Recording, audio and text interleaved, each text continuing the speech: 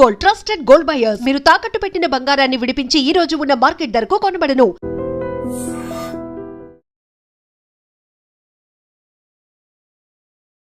Hi hello namaste, welcome to iDream media. నేను మీ శ్రావ్య. మనతో పాటు ఇప్పుడున్నారు stock market analyst and trainer AS Chakravarthy garu. Namaste sir. నమస్తే శ్రావ్య మేడం గారు. ఎలా ఉన్నారు? ఫైన్ మేడం గారు. సార్, నిజంగా మీరు ఎలా ప్రెడిక్ట్ చేస్తున్నారో అయితే నాకైతే అసలు తెలియట్లేదు, కానీ ప్రతిసారి మీరు మార్కెట్ ఎలా అయితే చెప్తున్నారో అక్కడే రెసిస్టెన్స్ ఉంటుంది. మనం లాస్ట్ టైం మాట్లాడుకున్నాం 24,700 లేదా దానికి దగ్గరలో అవుతుంది అని అన్నారు. సేమ్ ఈరోజు మనం మార్కెట్ చూసుకుంటే 24,631 దగ్గర క్లోజ్ అయ్యింది. నెక్స్ట్ వీక్ ఎలా ఉండబోతుంది మార్కెట్? ఏవేవి విషయాలు ప్రభావితం చేస్తాయి మార్కెట్ని ఒకసారి మాట్లాడుకుందాం సార్. శ్రావ్య మేడం గారు, ఒకసారి మీకు ధన్యవాదాలు చెప్పుకుంటూ, అదేవిధంగా ఈ అవకాశం కల్పించినందుకు మీ ఐడ్రీమ్కి ధన్యవాదాలు చెప్పుకుంటూ మనం టాపిక్లోకి వెళ్దాం. శ్రావ్య మేడం గారు, నిఫ్టీని నెక్స్ట్ వీక్ ప్రభావితం చేసేవి ఒక 4-5 అంశాలు ఉన్నాయి, చాలా ముఖ్యమైన అంశాలు. దాంట్లో మొట్టమొదటిది ఏంటంటే ట్రంప్ అండ్ పుతిన్ అలాస్కాలో చర్చలు. అవి ఫలప్రదం అవుతాయా, ఫెయిల్ అవుతాయా అనే దాని మీద. ఇప్పుడు వస్తున్న వార్తలను బట్టి అవి అసంపూర్తిగానే ముగిసినాయి. ట్రంప్ మధ్య, పుతిన్ మధ్య అలాస్కాలో జరిగినటువంటి చర్చలు 3 గంటల పాటు సుదీర్ఘంగా మాట్లాడుకున్నా కూడా అవి అసంపూర్ణంగా ముగిసినాయి. నెక్స్ట్ మళ్ళీ మాస్కోలో కలుద్దాం అనేటువంటి ఒక కంక్లూజన్తో చర్చలు ముగిసినాయి. అంటే అవి అంత ఫలప్రదం అవ్వాలి. రెండోది వచ్చేసరికి ట్రంప్ టారిఫ్స్ భయాలు. రెండో విషయం, నెక్స్ట్ వీక్ ఖచ్చితంగా అది కూడా చూపిస్తుంది, దాని ఇంపాక్ట్ కూడా ఉంటుంది మార్కెట్ మీద. ఎందుకంటే ఈ నెల ఆఖరికి మళ్ళా అయిపోయిన తర్వాత, ఈ నెల అయిపోయిన తర్వాత నెక్స్ట్ మంత్లో మళ్ళా పెనాల్టీస్ ఉంటాయి ఇండియా మీదని ట్రంప్ ఆల్రెడీ వార్న్డ్. అది ఎందుకంటే చర్చలు కూడా డిస్కషన్స్ డిబేట్స్ కూడా మన మధ్య చర్చలు కూడా అమెరికా మధ్య, ఇండియా మధ్య. అందువల్ల అదొకటి ఖచ్చితంగా తీవ్రమైన ప్రభావం చూపిస్తుంది మార్కెట్ మీద నెక్స్ట్ వీక్. తర్వాత మూడోది, ఎక్స్పైరీ దగ్గర పడుతుంటాం. నెక్స్ట్ వీక్ దాకా, నెక్స్ట్ వీక్ వచ్చేసరికి అయితే అవతల ఇంకా 4 రోజులు మళ్ళీ సెలవు కూడా వచ్చింది. అందువల్ల ఎక్స్పైరీకి దగ్గరకు వెళ్తున్నాం కాబట్టి దాని ఇంపాక్ట్ కూడా ఉంటుంది. అప్పుడు 3 విషయాలు. 4వ విషయం వచ్చేసరికి స్టాండర్డ్ అండ్ పూర్ ప్రపంచంలోనే అత్యంత గొప్ప rating company, American rating company. అంటే వీళ్ళు కంపెనీల పనితీరు బట్టే కాదు, కంపెనీల పనితీరు బట్టి వాళ్ళు రేటింగ్ ఇస్తారు. కంపెనీలకే కాదు, దేశాలు కూడా రేటింగ్ ఇచ్చే అంత గొప్ప కంపెనీ స్టాండర్డ్ పూర్ అంటారు. అమెరికాలో ఉన్నటువంటి ఒక ప్రపంచ ప్రఖ్యాతి రేటింగ్ కంపెనీ. అది ఇండియా యొక్క రేటింగ్ని మార్చడం జరిగింది. సో ఇంతకుముందు మంది -BBB ఉండేది, ఇప్పుడు దాన్ని BBBగా అంటే రేటింగ్ పెంచడం జరిగింది. లాంగ్ టర్మ్లో స్టేబుల్ ఇండియా అంటూ ఇండియా యొక్క రేటింగ్ని ఇంప్రూవ్ చేయడం జరిగింది. -BBB నుంచి BBBకి ఇంప్రూవ్ చేయడం జరిగింది. సో దాని ఇంపాక్ట్ ఇమ్మీడియట్గా కొంతవరకు ఉంటుంది, కానీ ఎక్స్ట్రీమ్గా ఏమి ఉండదు దాని ఇంపాక్ట్. ఇంకొకటి అత్యంత ముఖ్యమైనది ఇన్ఫ్లేషన్. ఇన్ఫ్లేషన్ అనేటువంటిది కంపేర్ టు జూన్తో చూసుకున్నట్టయితే జూలై మంత్లో మీకు కన్జ్యూమర్ ప్రైస్ ఇండెక్స్ అనేటువంటిది 2.1 జూన్లో ఉంటే it come down to 1.55 July మంత్లో 1.55కి వచ్చింది. అది గమ్మత్తైన విషయం అంటే ఇదే జూలై నెల లాస్ట్ ఇయర్ ఎంత ఉందంటే ఇన్ఫ్లేషన్ 3.6%. మళ్ళీ ఒకసారి చెప్తున్నానండి, జూలైలో సిపిఐ కన్జ్యూమర్ ప్రైస్ ఇండెక్స్ అనేటువంటిది మీకు 2.21 జూన్లో 2.1, జూలైలో ఇట్స్ రికార్డెడ్ 1.55, అంటే డ్రాస్టిక్గా తగ్గింది ఇన్ఫ్లేషన్. ఇదే జూలై నెలలో ఇప్పుడు 1.5% అన్నాం కదా ఇన్ఫ్లేషను, ఇది లాస్ట్ ఇయర్ జూలైలో 3.6%. Okay. And one more important, ఇంత పడిపోవటానికి ఇన్ఫ్లేషన్ తగ్గటానికి కారణం, సిపిఐ తగ్గటానికి కారణం, కన్జ్యూమర్ ప్రైస్ ఇండెక్స్ తగ్గటానికి కారణం మేజర్ ఫుడ్ ఇన్ఫ్లేషన్ తగ్గటం. అది -1.8కి వెళ్ళిపోయింది. సో వీటన్నిటి యొక్క ఇంపాక్ట్ నెక్స్ట్ వారం నిఫ్టీ మీద ఖచ్చితంగా ఉంటుంది, నో డౌట్. తర్వాత ఇంకోటి ఏంటంటే మేడం గారు, అత్యంత ముఖ్యమైనది, మీకు అమెరికన్ మార్కెట్స్ పీక్లో ఉన్నాయి. ఓకే. అమెరికన్ మార్కెట్ చాలా పీక్ వెళ్ళింది. ఈ టారిఫ్ వల్ల అంటారా? చాలా పీక్లో ఉన్నాయి అమెరికన్ మార్కెట్స్. అందువల్ల అక్కడ ఏదైనా కరెక్షన్ స్టార్ట్ అవుతే దాని ఇంపాక్ట్ వరల్డ్ మార్కెట్స్ మీద అవుతుంది, డెఫినెట్ గా ఖచ్చితంగా ఉంటుంది. అంటే ఇన్ని విషయాలను బేస్ చేసుకొని మనం ఇప్పుడు అనలైజ్ చేయబోతున్నాం నిఫ్టీ నెక్స్ట్ వీక్ ఎలా ఉండబోతోందని. ఒకటి, ట్రంప్ పుతిన్ చర్చలు, అవి అసంపూర్ణంగా ముగిసినాయి. రెండు వచ్చేసరికి టారిఫ్ భయాలు. మూడు, అమెరికన్ మార్కెట్స్ పీక్లో ఉండటం ఒకటి, ఆల్మోస్ట్ చాలా పీక్ వెళ్ళిన అమెరికన్ మార్కెట్స్, అది ఒకటి. తర్వాత S&P అనేటువంటిది ఇండియాని రేటింగ్ పెంచడం జరిగింది. స్టాండర్డ్ పూర్ అనే కంపెనీ రేటింగ్ పెంచడం జరిగింది, ఇండియా యొక్క రేటింగ్ పెంచడం జరిగింది, లాంగ్ టర్మ్ స్టేబుల్ తీసుకొచ్చింది.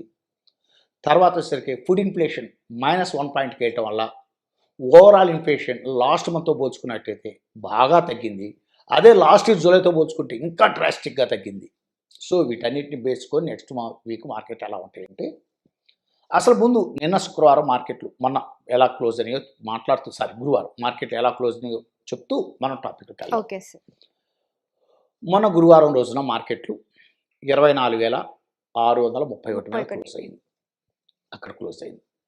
నెక్స్ట్ వీక్ వచ్చేసరికి ముందు రెసిస్టెన్స్ లెవెల్ చెప్తాను, 3 లెవెల్స్ చెప్తాను రెసిస్టెన్స్. ఒక్కొక్క లెవెల్ చాలా జాగ్రత్తగా గమనించుకోవాలి ఎవరైనా సరే. ఒక్కొక్క లెవెల్ ఫెయిల్ అవుతుంటే, ఫస్ట్ లెవెల్ ఫెయిల్ అయితే కిందకే. సో అసలు విషయం ఏంటంటే, నేను ఫస్ట్ రెసిస్టెన్స్ వచ్చేసరికి నిఫ్టీకి 24,825 అనేది చాలా మేజర్ హట్టి. మళ్ళా ఒకసారి repeat, the first resistance Nifty next week 24,825. ఒకవేళ maybe it may cross major హడ్డీలు, ఇంకో హడ్డీలు వచ్చేసరికి సెకండ్ రెసిస్టెన్స్ వచ్చేసరికి 24,940 దగ్గర ఇంకొక బలమైన రెసిస్టెన్స్ ఉంది. మళ్ళా ఒకసారి రిపీట్, 24,940 మీద ఉంది, ఇంకొక పెద్ద రెసిస్టెన్స్ ఉంది. అది క్రాస్ అయిన తర్వాత ఇప్పుడు నేను చెప్పే రెసిస్టెన్స్ అనేది క్రాస్ అవటం నాట్ పాసిబుల్. ఓకే. ఇప్పుడు నేను చెప్పే రెసిస్టెన్స్ క్రాస్ అవ్వదు.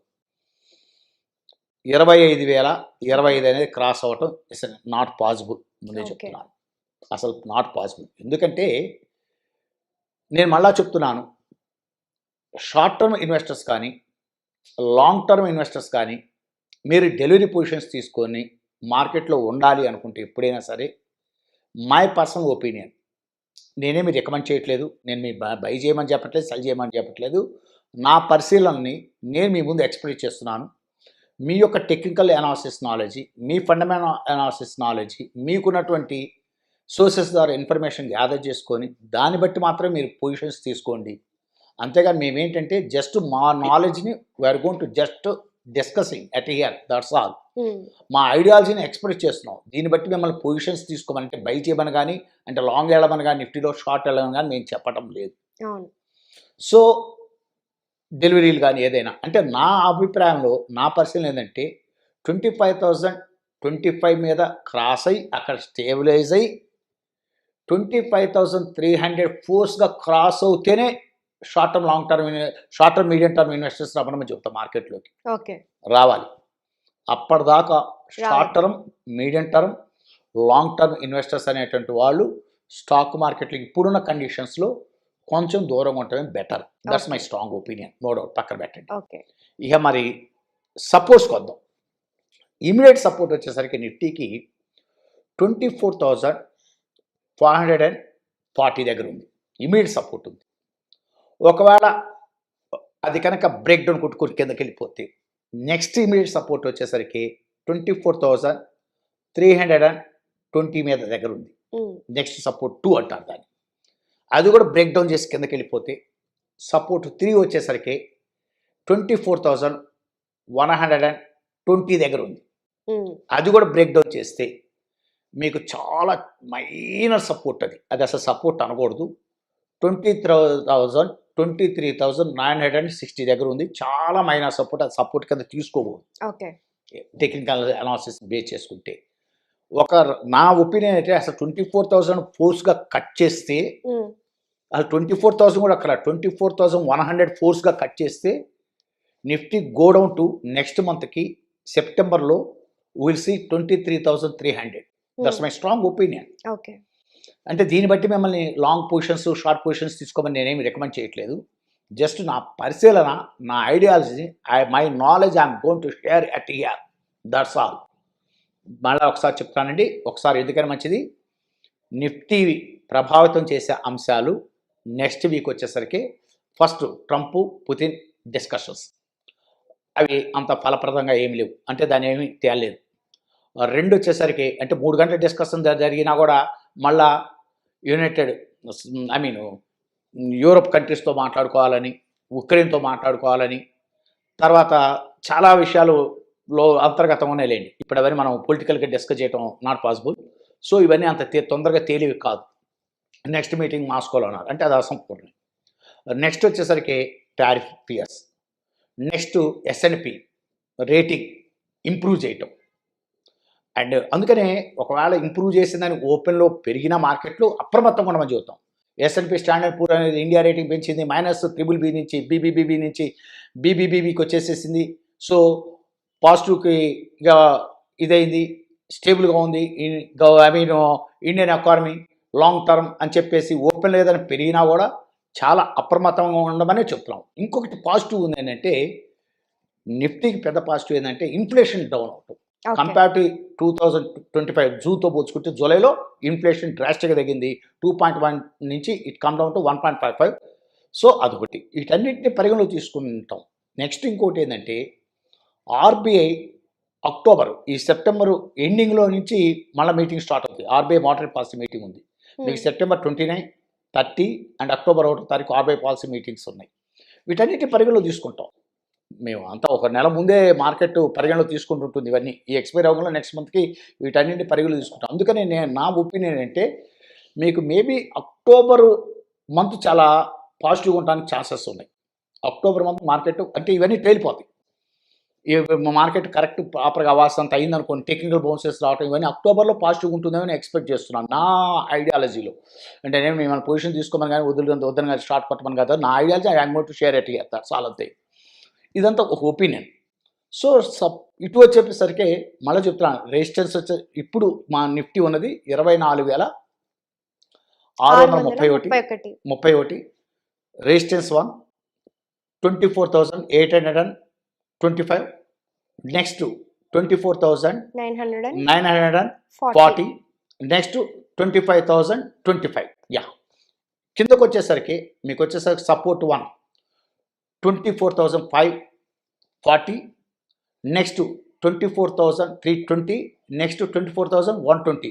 అవి కనుక బ్రేక్ కొడితే కొంచెం చిన్న సపోర్ట్లు ఏమైనా ఉన్నా, ఏదన్నా ఒక చిన్న బ్యాడ్ న్యూస్ వస్తే మటుకు immediately will see Nifty 23,300 in September month. That is possible, చాలా పాసిబిలిటీ ఉంది. నేను ఒక క్వశ్చన్ అడుగుదాం అనుకున్నాను, మీరు ఇంకా డౌన్ ఫాల్ అవుతుందని చెప్తున్నారు.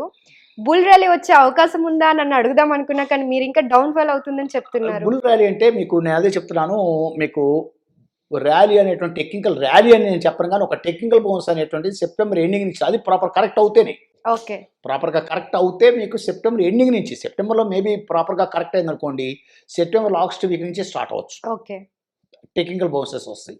ఆ టెక్నికల్ బౌన్సెస్ స్టార్ట్ అవడానికి ఛాన్సెస్ సెప్టెంబర్ ఎండింగ్ నుంచి ఉన్నాయి. That's my strong opinion. Okay, దీన్ని బట్టి నేను లాంగ్ తీసుకోమని, షార్ట్లో వెళ్ళమని పబ్లిక్ నేనేమి I'm not recommend. This all these we are discussing analysis. Our ideology we are discussing at here and about Nifty levels. That's all clear. Okay, sir. Okay, thank you, madam. Thank you so much, sir. Giving this opportunity to have a person. Okay, thank you. మీకు ఒకసారి madam గారు and one more important, me I dream channel కూడా మరొకసారి ధన్యవాదాలు చెప్పుకుంటూ ఈ Nifty levels అనేటువంటి దాన్ని ముగిద్దాం. Okay, thank you so much, sir. Thank you madam, thank you.